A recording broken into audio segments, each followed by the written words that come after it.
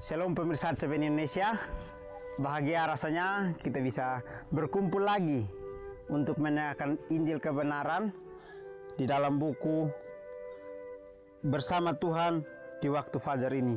Kita kembali diingatkan bahwa hidup kita harus selalu bersama dengan Tuhan pada saat kita bangun tidur maupun pada saat kita ingin untuk berhenti dari segala pekerjaan kita, di mana kita harus bersama dengan Tuhan di waktu fajar menyingsing, dan juga kita harus bersama dengan Tuhan di waktu fajar menyongsong.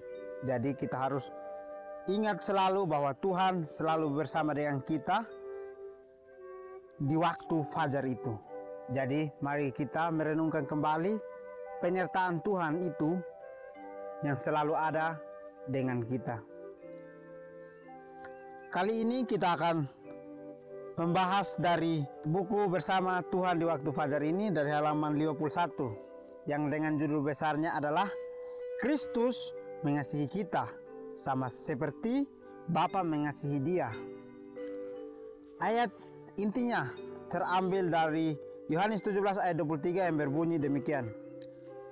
Aku di dalam mereka dan engkau di dalam aku, supaya mereka sempurna menjadi satu, agar dunia tahu bahwa engkau yang telah mengutus aku dan bahwa engkau mengasihi mereka sama seperti engkau mengasihi aku. Kita harus bersama-sama dengan Tuhan karena Kristus mengasihi kita sama seperti Bapa mengasihi anaknya. Dengan kasih itu, Dia tidak pernah mengambil akan tindakannya sendiri, tapi Dia meminta akan Roh Kudus, akan Bapa itu, supaya Dia dikasihi dengan cara yang sepantasnya Alkitab tunjukkan. Jadi kita harus juga mempraktikkan itu, di mana kita harus ingin untuk hidup dengan Bapa sendiri. Karena di dalam kita ada Dia yang terdapat juga Bapa di dalamnya, sehingga kita bisa menjadi sempurna dan kita menjadi satu dengan Bapa dan Tuhan. Jadi marilah kita mengasihi supaya Tuhan juga mengasihi anaknya seperti Dia mengasihi juga kita. Bacaannya, Yesus mengajar kita memanggil Bapaknya Bapa kami, seperti contohnya di dalam Matius 5 ayat 9 sampai 13 itu. Diajarkan tentang halnya kita mengasihi dengan cara kita memanggil dengan secara hormat, yaitu Tuhan sendiri memanggil Bapaknya, yaitu Bapa kami. Kita juga harus menghormatinya dengan kita juga mengucapkan doa itu dengan mengatasnamakan Bapa kami. Dia tidak malu memanggil kita saudara-saudaranya.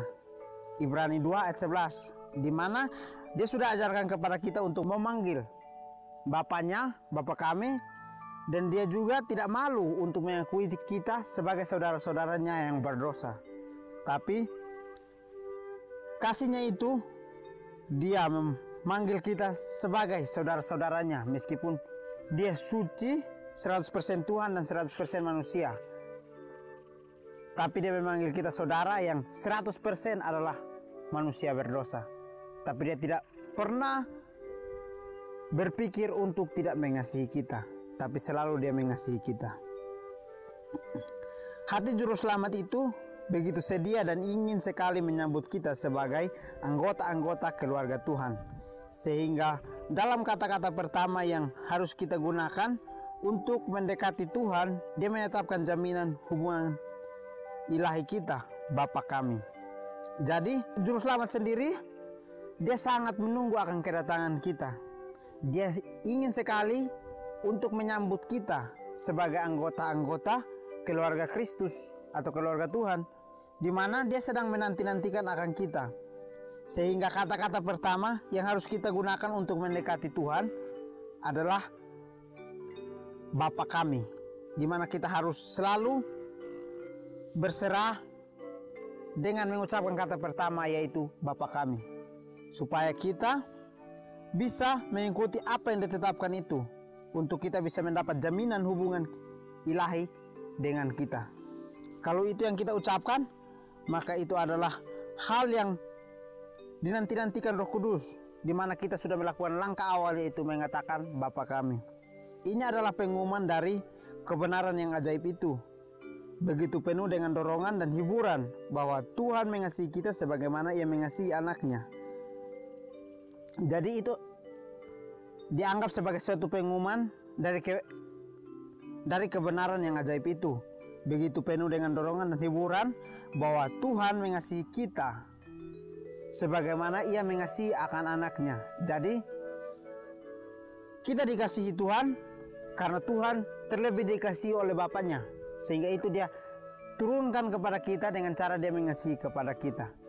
Jadi kalau kita sudah dikasihi oleh Tuhan, jangan kita menyimpan kasih itu sendiri dalam hidup kita, tapi kita juga harus mengasihi akan sesama kita yang memerlukan kasih itu. Dunia yang diklaim setan dan yang telah diperintahkannya dengan kelaliman oleh pencapaian anak Tuhan yang sangat luas telah diliputi kasihnya dan dihubungkan kembali dengan takhta Tuhan. Dunia ini sering dikenal dengan tempat setan berada yang telah diperintahkannya untuk turun ke dunia ini. Dengan kelaliman dan pencapaian anak Tuhan yang sangat luas telah diliputi kasihnya dan dihubungkan kembali dengan takhta Allah. Dunia ini sedang dihubungkan kembali dengan takhta Allah. Dengan caranya harus kita berserah, menyerahkan hidup kita kepada Bapa kita atau kepada Tuhan yang Dia juga dikasihi oleh Bapaknya sendiri. Jadi marilah kita merubah dunia ini menjadi tempat yang akan disucikan dengan cara kita berubah akan tabiat dan karakter kita hari lepas hari, supaya kasih itu kita punyai dan kita akan pancarkan kasih itu kepada sesama-sama kita yang membutuhkan, untuk kita hubungkan kembali tali kasih kita dengan Tuhan yang adalah kasih itu. Ketika kemenangan dipastikan, kerubim dan serafim dan rombongan besar malaikat yang terhitung jumlahnya dari dunia-dunia yang tidak berdosa menyanyikan lagu-lagu pujian kepada Tuhan dan anak domba itu.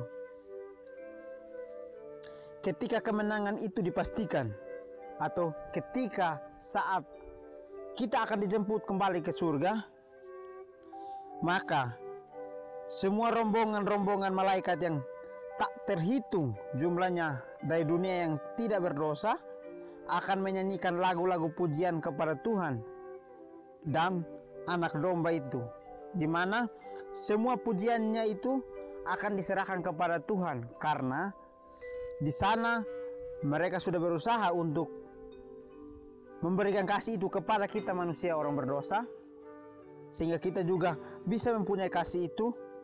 Maka kita akan dielu-elukan atau dipuji-puji untuk menyambut kita sebagai anak yang sudah diakui oleh Tuhan dan ingin tinggal bersama dengan Tuhan.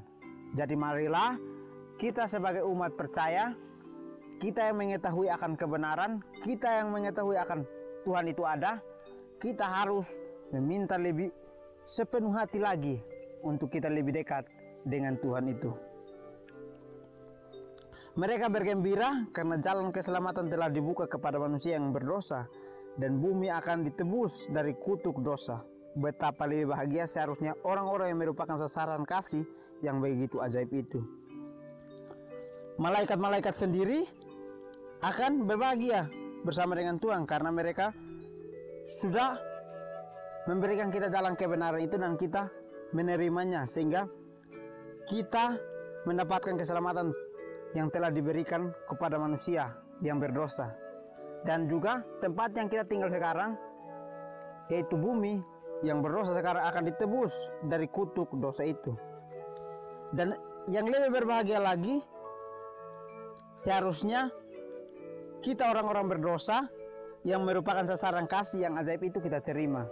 Kita harus berbahagia karena kita bisa berada di tengah-tengah orang yang menerima akan kasih yang ajaib itu. Jadi, apakah sekarang ini kita sudah berada di dalam kasih yang ajaib itu atau tidak?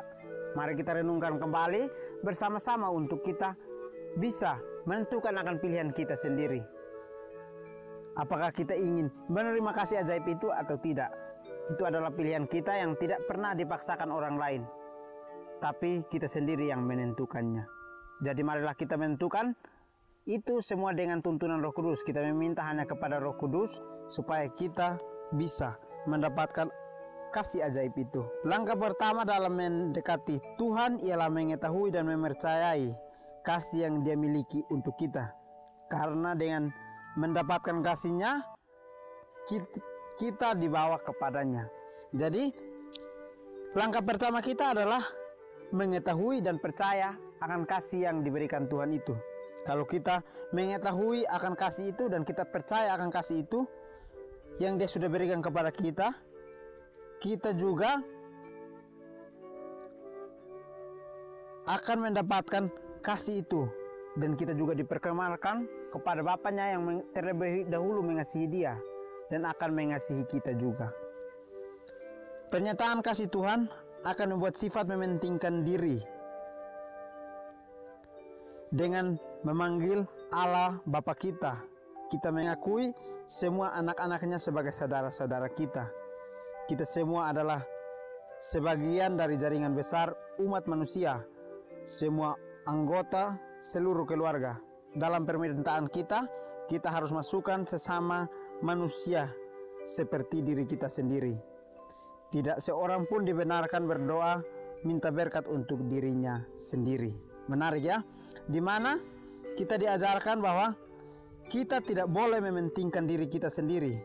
Seperti di dalam buku Matius 5 ayat 9-13 itu diajarkan bahwa kita harus meminta untuk kita mendapatkan berkat itu untuk sesama kita dan untuk diri kita. Bukan hanya untuk diri kita sendiri. Tuhan tidak pernah menginginkan itu adalah tabiat kita, tapi Dia mengajarkan kepada kita supaya kita meminta agar semua itu untuk sesama dan untuk kita. Karena Tuhan tidak pernah mengizinkan kita untuk berdoa meminta berkat untuk diri sendiri. Jadi marilah kita ingat akan kata-kata Tuhan ini di dalam buku Khotbah di atas bukit halaman 118-120 ini dikatakan bahwa kita tidak boleh meminta berkat untuk diri kita sendiri, tapi kita harus terlebih dahulu mengingat akan sesama kita yang membutuhkan akan berkat itu. Kita terlebih dahulu mendoakan untuk mereka terlebih dahulu mendapatkan berkat itu, maka Tuhan akan mencukupi akan berkat yang kita butuhkan sekarang. Jadi cara Tuhan adalah Dia mengasihi kita sama seperti Bapaknya mengasihi Dia. Jadi Dia mengajarkan kepada kita bahwa Dia mengasihi kita bukan berarti kita terima dan simpan dalam hati kita, tapi kita juga harus mengasihi akan sesama kita, sehingga kita bisa praktekkan itu dan kita juga bisa menjadi satu yang sempurna bersama-sama dengan Bapa dan Kristus itu. Biarlah melalui firman ini kita dikuatkan kembali untuk terus berusaha menghidupkan hal kasih itu, supaya kita menjadi manusia-manusia yang sedang menanti akan kasih ajaib itu yang akan hadir dalam diri kita masing-masing. Biarlah firman ini bisa memupuk akan iman kepercayaan kita, supaya setiap hari kita lebih bertumbuh untuk bisa lebih dekat dengan Tuhan.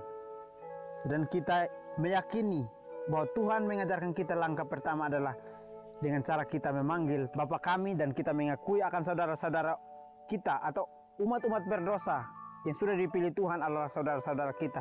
Meskipun kita tidak pernah serahim, tapi kita harus memanggil mereka adalah saudara kita juga, karena kita sudah diciptakan dalam dunia berdosa dan kita akan diselamatkan bersama-sama, yang tidak pernah memandang akan fisik dan kemampuan masing-masing, tapi kita harus menutupi itu semua dengan cara kita mengasihi. Biarlah firman ini dapat menjadi pedoman bagi hidup kita masing-masing, supaya setiap hari kita lebih berubah dan dekat kepada Tuhan, karena hanya pada Dia saja kita dapat kasih akan sempurna itu. Mungkin ini saja yang dapat saya sampaikan. Biarlah saudara-saudara semua yang mendengarnya bisa terberkati dan bisa imannya bertumbuh karena apa yang Tuhan ajarkan melalui buku Bersama Tuhan di Waktu Fajar ini. Mungkin ini saja yang dapat saya sampaikan. Kiranya Tuhan Yesus memberkati kita semua. Sampai bertemu di pertemuan selanjutnya. Kiranya Tuhan Yesus memberkati kita. Amin. Terima kasih.